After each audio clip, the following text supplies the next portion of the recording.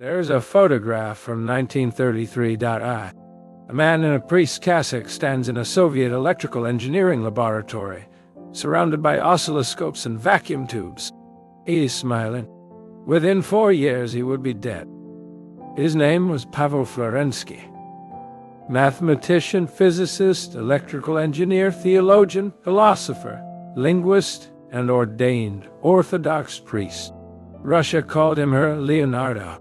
Stalin called him a threat. This video follows two threads through his life and execution. The first, can reason itself learn to kneel? Not abandon its rigor, but directed towards something that exceeds proof? The second, what does it cost a man to refuse the century he was born into? Not out of ignorance, but because he had already seen through it and found it shallow. Pavel Alexandrovich Florensky was born in 1882 in Yevlak, in what is now Azerbaijan. His father was a railway engineer. His mother came from an old Armenian clerical family. The household was secular. By his own account, young Pavel experienced nature with a nearly hallucinatory intensity. He did not see landscapes. He saw structures, rhythms, symmetries, layered orders beneath the surface of things. He entered Moscow University in 19 to study mathematics. His talent was immediately obvious.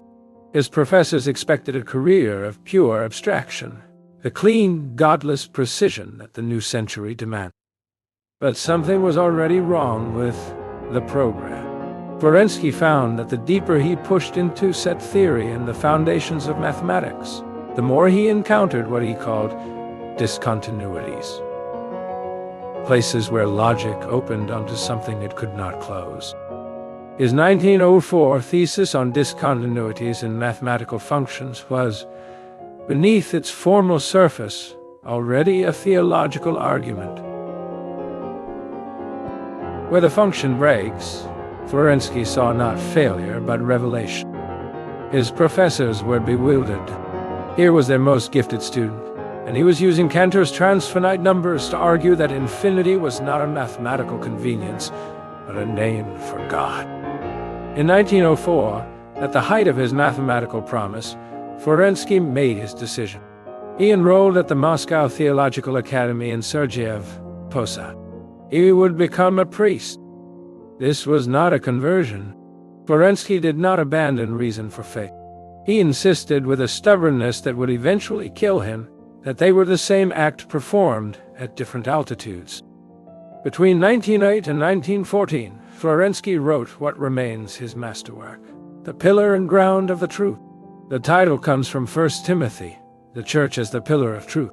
But the book itself is stranger than any church would commission. It is simultaneously a work of epistemology, a mathematical treatise, a theory of friendship, a liturgical meditation, and an extended love letter to a fellow seminarian named Sergei Trotsky. Florensky dedicated the book to him.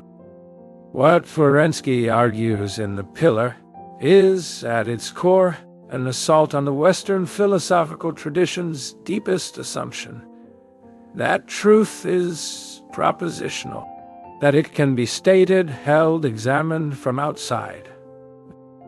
For Florensky, truth is not a sentence, it is a living substance. It is not something you know, it is something you enter, the way you enter a room, or a friendship, or a liturgy. Consider what this means. If truth is alive, then contradiction is not its enemy. It is its texture. A living thing contradicts itself constantly. Your body replaces its own cells. Your mind holds beliefs at war with each other. Florensky called this antinomy, the irreducible coexistence of opposites at the heart of any truth worth the name. And he meant it mathematically. He showed that formal logic, pushed to its own limits, generates contradictions it cannot resolve without stepping outside itself. This is not irrationalism. Florensky was too rigorous for that. It is the claim that rationalism, honestly pursued, arrives at its own border. and that what lies beyond that border is not chaos, but a higher coherence. What would that higher coherence look like? Florensky's answer is startling. It would look like love, not sentimentality, ontological love, the force that holds contradictions together without dissolving them. He writes in letter 10, "The law of identity is true, but it is not the whole truth. The whole truth is that A is both A and not A, and only love can hold this without matter." You may resist this. You may hear mysticism dressed as mathematics. But notice what Florensky is not doing. He is not asking you to believe. He's asking you to follow the proof, and then to notice where the proof stops and what remains. What remains, according to Florensky, is the experience of being held inside a truth larger than yourself. He called this sobornost, a Russian word meaning something like communal wholeness, the togetherness of souls within truth. The Pillar was published in 1914, the year the old world ended. Florensky was ordained a priest in 1911. He wore his cassock to mathematical conferences. He brought his equations to the altar. He saw no seam between these worlds.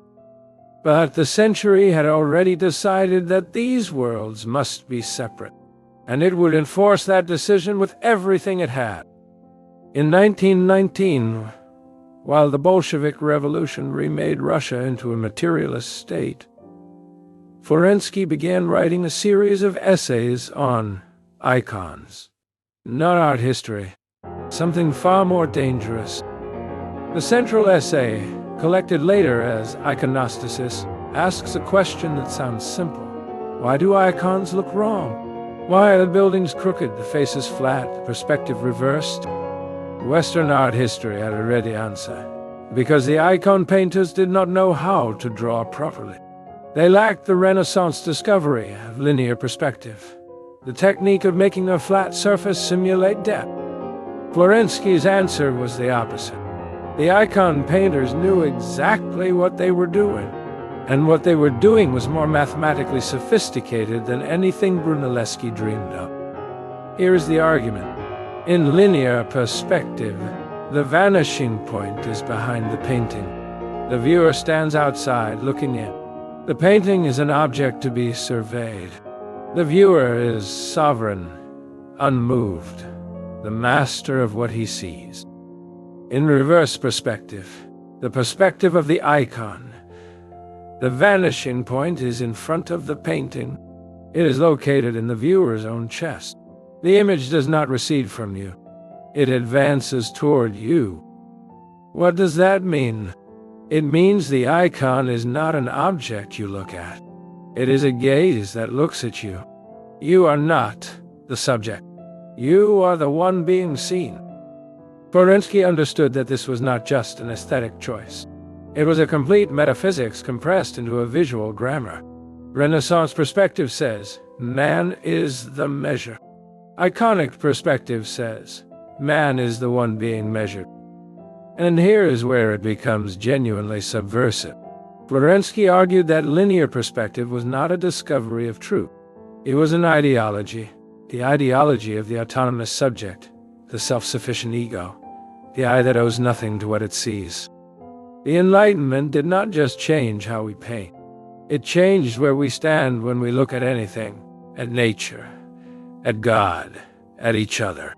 It put us outside, and Florensky believed that outside is the wrong place to see from. Ask yourself whether he might be right. When you stand before someone you love, do you observe them from the outside, like a painting with a vanishing point? Or do you find yourself entered, pulled in, implicated, no longer fully your own? Florensky would say that the second experience is closer to truth than the first, and that a civilization built on the first, on the detached, sovereign gaze, has cut itself off from reality at the root. These essays were written while churches burned across Russia, while icons were smashed, sold, or stacked as firewood. Florensky was not writing art criticism. He was writing defense brief for a way of seeing that his century was trying to murder. After the revolution, Florensky made a choice that baffled everyone who knew him. He stayed. He did not emigrate. Berdyaev left. Bulgakov left. Frank left. The entire generation of Russian religious philosophers scattered across Europe. Florensky remained. He once wrote to a friend, "I cannot leave Russia. Russia is not a place I inhabit. It is the substance of which my thought is made." And so he adapted. Or rather, he did not adapt at all. He simply continued being himself in a world that no longer had room for what he was. He was appointed to the Soviet state's electrical engineering program. His expertise was real. He had done pioneering work on dielectrics, on the properties of materials that resist the flow of current. The state needed his brain. It did not want his soul. Florensky worked at the Goro Plan, Lenin's program to electrify all of Russia. He contributed real advances in electrical insulation, and he did all of it in his cassock. Colleagues remembered this with astonishment. In a regime that had declared God dead and religion poison, Florensky wore his priestly vestments to the laboratory. He was not protesting. He simply did not recognize the authority of the demand to remove them.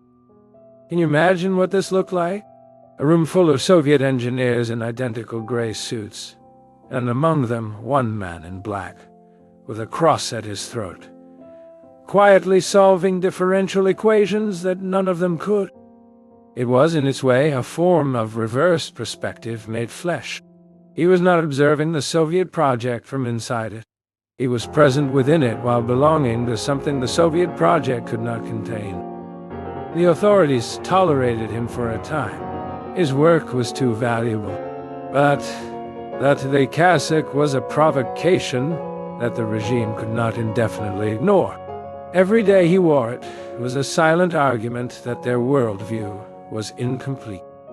In 1928, he was exiled to Nizhny Novgorod.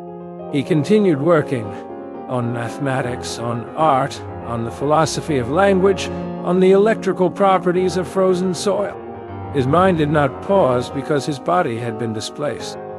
He was allowed to return briefly, then arrested again in 1933. The charges were fabricated, membership in a non-existent counter-revolutionary organization.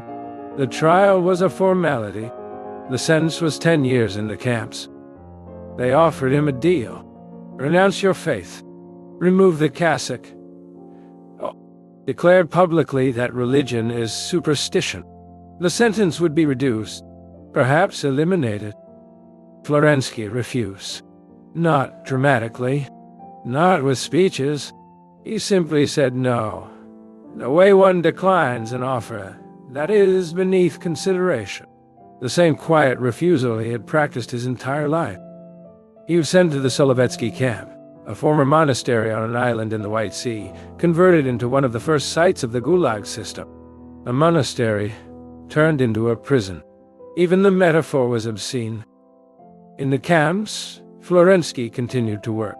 He studied permafrost. He developed methods for extracting iodine from seaweed. He wrote letters to his children that are among the most luminous documents of the 20th century. In one letter, he tells his daughter Olga to watch how light falls on snow at different times of day. Not for science. Because beauty is the closest thing to prayer that does not require words.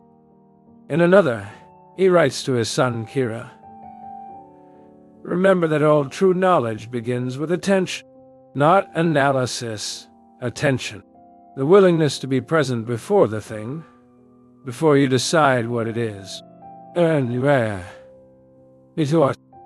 This is the same argument he made about icons, compressed into a sentence. To see rightly is not to stand outside and measure. It is to submit to being addressed. Think about what this means. A man in a forced labor camp, starving, freezing, separated from everyone he loves. And his concern is that his children learn to see properly. Not to see more, but to see with their whole being. Is this madness? Or is it the most rational response possible, to spend your remaining freedom on the only thing that cannot be confiscated? In 1937, during Stalin's Great Terror, the order came to liquidate the Solovetsky prisoners. Florensky was transferred along with hundreds of others, and on December 8, 1937, he was shot. He was 55 years old. The Soviet state recorded his death as occurring in 1943 to conceal the mass execution.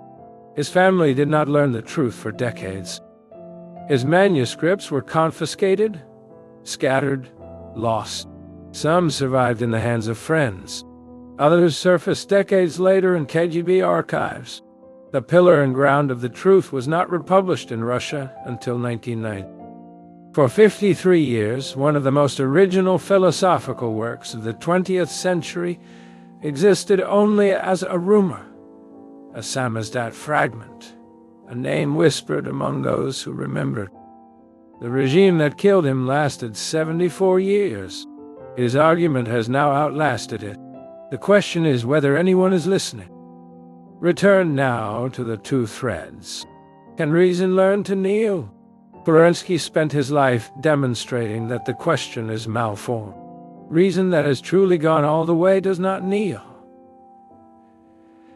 It discovers that it has been kneeling all along.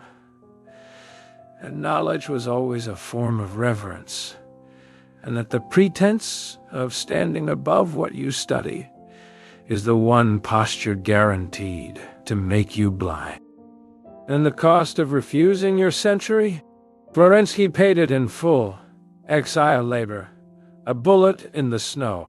But the century that demanded his compliance is now rubble, and the icons he defended still hang in churches across Russia, their eyes still advancing toward anyone who stands before them.